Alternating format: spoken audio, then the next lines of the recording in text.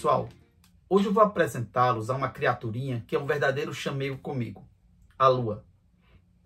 Pois bem, além da Lua, nós temos aqui em casa também a Mia, que é mais na dela. A Mia, ela adora dormir, mas também é carinhosa do seu jeito. A lembrança a Mia e a Lua tem tudo a ver com o vídeo que hoje iremos mostrar, que é sobre São Francisco, e foi uma ótima sugestão do Jean Kennedy. Se me pedirem duas palavras para conceituar São Francisco, eu direi amor pelos animais e renúncia.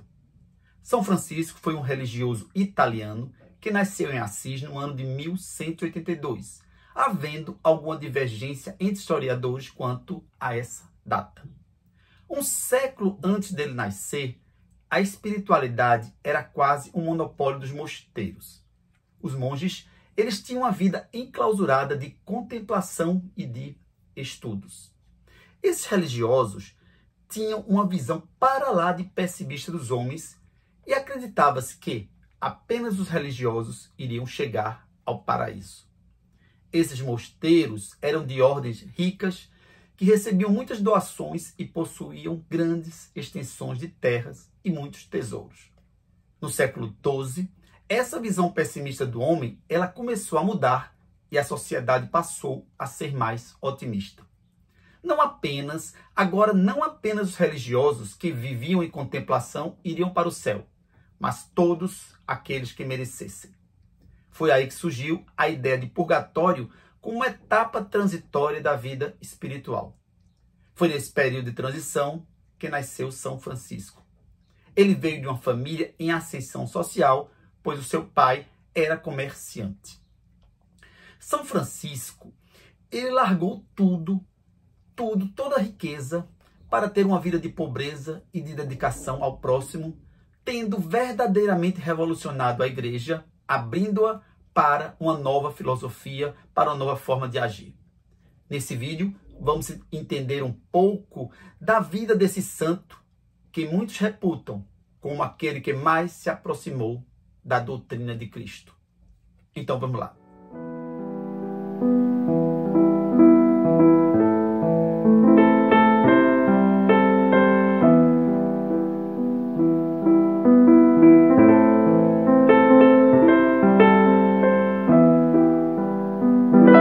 Giovanni di Pietro Bernardoni nasceu em Assis, na Itália.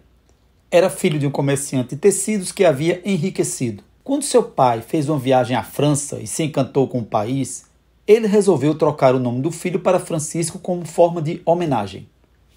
O garoto estudou na escola episcopal, onde aprendeu a ler, a escrever e a contar.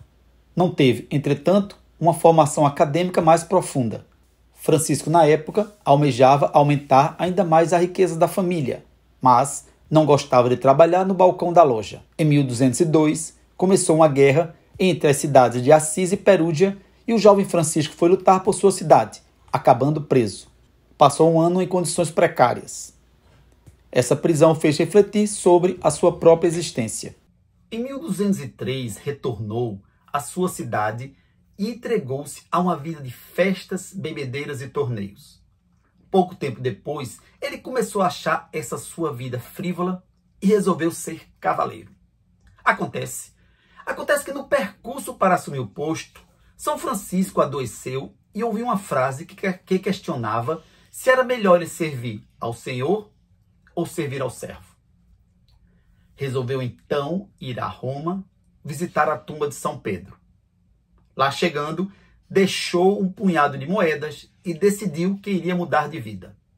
Passou a se desfazer dos seus pertences e a refletir sobre as injustiças e as desigualdades sociais. Em 1206, um encontro com o leproso seria marcante. Francisco tinha enorme repulsa pela doença, mas, ao vê-lo, uma força o fez abraçar e beijar o doente, dando-lhe dinheiro. Ainda esse ano, quando já havia mudado totalmente de comportamento, estava a orar na capela de São Damião. Lá ouviu uma voz que disse: "Vá, Francisco, e restaure a minha casa." O jovem entendeu ser uma voz divina e que ele deveria ajudar a reconstruir capelas e igrejas. Para tanto, vendeu boa parte dos tecidos do pai e se entregou de cabeça à missão. 2 anos depois, refletindo melhor, viu que o que Deus queria dele era a restauração da igreja como instituição e não dos seus templos. Os religiosos viviam, na época, uma vida de luxo e se afastavam daquilo que Cristo defendeu. Resolveu fazer voto de pobreza e decidiu que passaria o resto da sua vida pregando e ajudando os pobres. Seu pai não aceitava essa situação e resolveu exigir do filho que devolvesse todo o dinheiro doado para os outros. Francisco, então, tirou toda a sua roupa e disse que doravante só teria um pai, que seria o Pai Celeste. Largou a família e os amigos e partiu em peregrinação. São Francisco passou a viver voltado apenas para o espírito. Não tinha mais apego algum às coisas materiais. Andava fazendo sermões que cada vez atraíam mais pessoas. Num período em que a burguesia surgia como uma grande força econômica, ele tentou ensinar a responsabilidade social e os perigos vindos com o dinheiro. Decidiu criar uma irmandade mendicante, pedindo em 1208 autorização ao Papa. No ano seguinte, estava fundada a Ordem dos Irmãos Mendigos de Assis, que se instalou em cavernas e em cabanas. Não havia nenhuma comodidade ou sombra de luxo. Em 1215, o Concílio de Latrão reconheceu a ordem, sendo o cardeal Ugolino designado seu protetor. Como líder, Francisco exigia obediência às determinações acerca da pobreza, mas o fazia de maneira calma e até mesmo bem-humorada. A humildade também estava presente. Os membros da ordem, eles deveriam lavar os pés uns dos outros. Quanto aos leigos, São Francisco entendia que determinadas atividades eram inerentes à natureza humana e não podiam ser coibidas ao homem comum. Sendo assim, ele aceitava o ato sexual, mas esse deveria ser realizado preferencialmente na constância do casamento. Para os membros da ordem, entretanto, o celibato ele era exigido. Francisco, ele decidiu que iria viajar pelo mundo no intuito de disseminar a fé cristã e converter pessoas. Foi acompanhado de alguns membros da ordem, enquanto outros permaneceram na Itália. Essa postura era diferente da maioria dos religiosos que se limitavam a fixar-se em seus mosteiros.